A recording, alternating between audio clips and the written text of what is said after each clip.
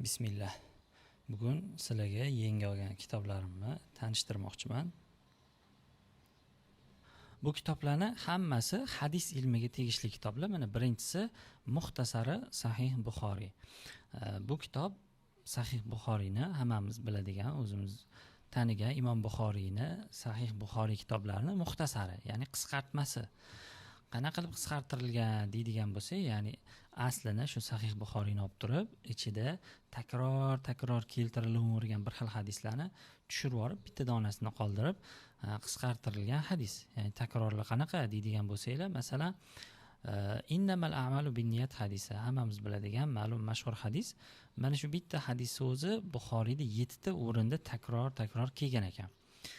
Ya'ni niyat bobida ham keladi yoki hadis ichida yana nima mavzular kelsa, har bitta o'sha mavzuda takror kelaveradi. Masalan, uylanish bobida ham keladi. Nimaga desak, hadis ichida uylanish haqida gap ketadi. Kimni niyati xotin uchun bo'lsa, hijratdan niyati, demak u xotin uchun hijrat qilibdi deyiladi. Kimni niyati Alloh uchun bo'lsa, Alloh uchun hijrat qilibdi deyiladi deb keladi hadisda. Demak, niyat bobida ham keladi, uylanish bobida ham keladi, hijrat bobida ham keladi. Mana shunaqa 7 ta joyda kelgan ekan.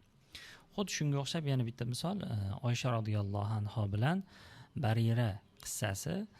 Kitob o'qisanglar buni ham tanishasizlar bu qissa bilan ham. Mana shu qissa 22 ta kelgan ekan. Ya'ni bitta hadis har xil sal o'zgargan shakllari bo'lishi mumkin, lekin ayni bitta hadis mana shu 22 marta takrorlanib kelgan. Mana shu kitobimizda muxtasarda 21 tasini tushirib olib, bittasini qoldirib, mana shunaqa qisqa holatga, bittagina kitob holatiga keltirilgan. Bu o'zi aslida qanaqa katta kitobligini bilasizlarmi? Hozir ko'rsataman sizlarga. Mana shu Sahih Buxoriy asli, ya'ni tushirib yuborilmagan to'liq shakli. Qaranglar, qanaqa katta 8 jilddan iborat, subhanalloh.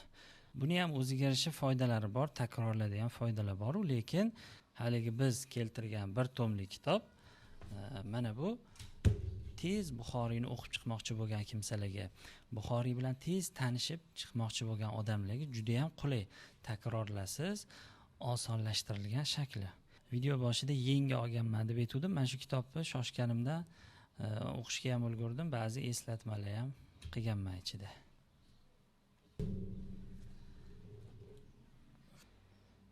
Keyingi kitobimiz Tahrijul Hadis kitobi. Tahrij nima o'zi deydigan bo'lsak, tahrij bu hadis yo'nalishiga kiradigan bitta bo'lim desak ham bo'ladi. Bunda hadis yoki har qanaqangi asar qayerda kelganligini topishi, qayerda kelganligini ko'rsatib berishi o'rgatadigan ilm. Ya'ni masalan kitobdagi havola qilib yozib ketishadi-ku, ushbu hadisni Buxoriy rivoyat qilgan, ushbu hadis Muslimda kelgan, mana bu raqam ostida kelgan hadis deb ulamolar gapiradi yoki kitoblarning tagida havola tarzida yozib ketishadi-ku. Mana shu tahrij deyiladi. Hozir bitta kitobni masalan misol qilib ko'rsataman. Mana masalan Hanafiy fiqhida ixtiyor kitobi. Masalan ochaylik.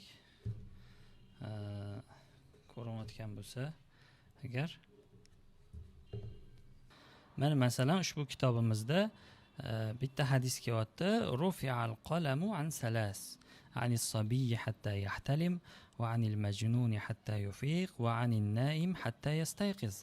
Yani 3 toifadan qalam ko'tarilgan, yosh boladan va majnundan va uxlayotgan insondan. Ya'ni mana shu kishilarga gunoh yozilmaydi, xato ish qilib qo'ysa. Ya'ni aqli o'zida emasda, aqli yo'q inson, yosh bola va uyqudagi inson. Mana shu hadis qayerda kelgan bu hadis? Asli joyi qayerda deydigan bo'lsak, mana bu chiziqdan pasti tahrij deyiladi.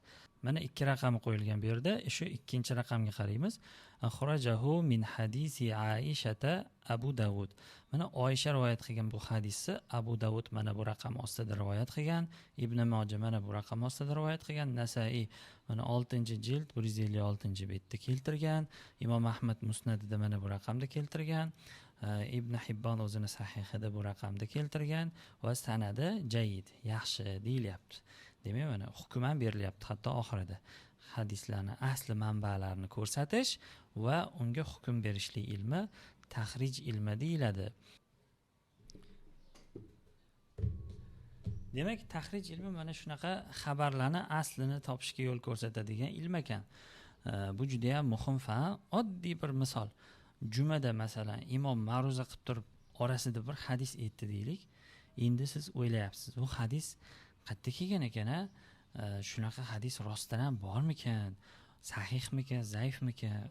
Qayerda kelganligini qanaqa topsam bo'ladi deb o'ylanayotgan bo'lsangiz, mana shu fan, mana shu ilm sizga yo'l ko'rsatadi.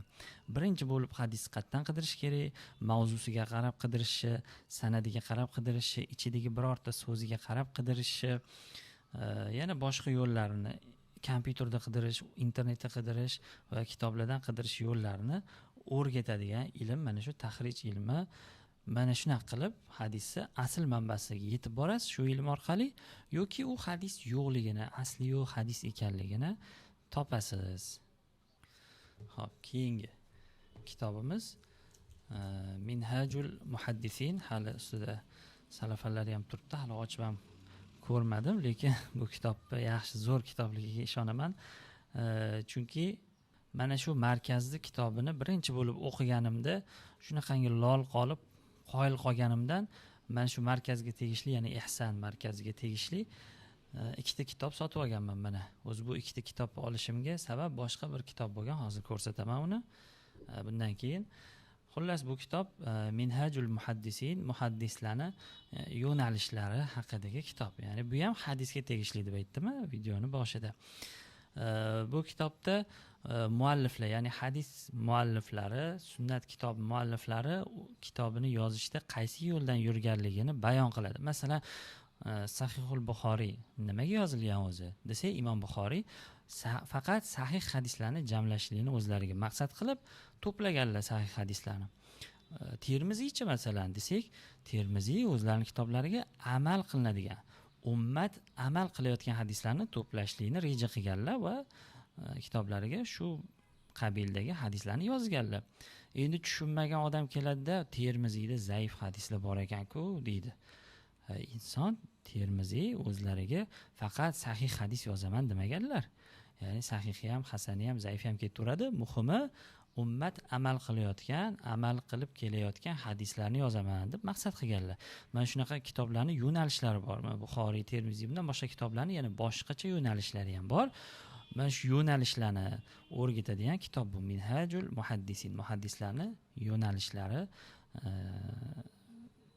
Yana boshqa gapiriladigan gaplar ham bor. Masalan, terminlar. Ba'zilar hasan desa bir narsani tushunsa, boshqa ulamolar hasan desa boshqa narsani tushunadi.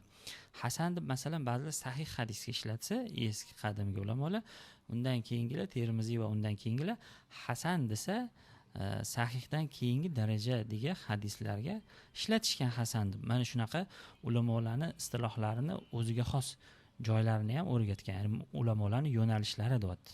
Ba'zilar uni bunaqa ishlatgan, ba'zilar bu terminni bunaqa ishlatgan. Ana shularni ham tushunib olsak, keyin ulamolar gapirsa, gapini tushunamiz. Bu odam bunaqa demoqchi, bunisi bunaqa demoqchi bu gapi bilan deb yanada oldimizdagi bulutlar ochilib ketadi hadis yo'nalishida. Inshaalloh bu kitobni ham o'qib chiqamiz hali mazza qilib. Bu kitobni o'qishimga sababchi bo'lgan kitob mana bu kitob bo'ladi. Dirosatul Asanid. Sanad ilmlarini o'rganish kitobi. Bu kitobni o'qib, subhanalloh, shunaqangi ko'p foyda oldimki, kitobni yozilish uslubi juda ham yoqdi. Juda ham oson, juda ham tushunarli, ichi to'la misol, sharhlar bilan batafsil tushuntirib berilgan mashqlar, topshiriqlar, jadvallar, sxemalar, xuddi arab tili o'qiganlar biladi-ku, Bayniyadagi kitobiga xuddi shunga o'xshaydi-ya tarzda yozilgan kitob. Savollari, testlari, javoblari bilan birga. Zamonaviy mana shu uslublardan foydalanilgan. Kitob ichida QR kodlari, havolalar bor, saytlarga kiradigan, kirsangiz uning ichida yana bir talay material, qo'shimcha materiallar bor, subhanalloh. Bu kitobni o'qib shunchalik yoqtirganimdan mana shu markazga tegishli boshqa kitoblarni ham oldim. Inshaalloh yana bor ekan kitoblar, ikkitani o'qib bo'lganimdan keyin yana olib o'qiyman inshaalloh. Xo'p, keyingi kitoblarimiz Sharh Ilal at-Tirmizi va Madxal ila usul ilmi al-jarh va at-ta'dil va ilal al-hadis. Ya'ni bu ikkita kitob ilal ilmiga tegishli kitoblardan sanaladi. Ilal ilmini bilganlar biladi, bilmaganlar bo'lsa inshaalloh bu haqida gapiriladigan gap ko'p bo'lganligi uchun keyingi videoda tanishtiramiz. Lekin aytib qo'ying, bu ilm hamma ilmlarning ichida, ya'ni hadis ilmlarining ichida shu qiroli toji desak ham bo'ladi, juda ham nozik fan bo'lganligi uchun, juda ham daqiq fan bo'lganligi uchun va hadis yo'nalishida o'qiydiganlar ichida oxiri o'qiladigan fanlardan sanaladi. Xo'p, shu yerda tugatamiz. Faqat oxirida aytadigan gapim, nega bunaqa video olishga qaror qildim? Chunki insonlar shunaqa yaxshi foydali kitoblar borligini bilsin va olib o'qishsin degan maqsadda. Men ham mana shunaqa videolarni ko'rib qolaman YouTube'da, arabcha yoki boshqa tilda. Ko'rib, shunaqa foydali kitob borligini bilib, borib olib o'qib, shunaqangi maza qilib yuboraman. Qaniydi shu kitob voqliroq bilganim deydi deyman. Shuning uchun o'zim olgan yaxshi deb bilgan kitoblarimni ozginasini sizlarga ham ilindim. Yoqqan bo'lsa, agar fikringlar bo'lsa, izohlarda yana yozib qoldiringlar. Men bo'lsa yana boshqa kitoblarni, har xil yo'nalishdagi kitoblarni va albatta eng foydalilarini sizlarga ilinaman inshaalloh. Assalomu alaykum va rahmatullohi va barakatuh.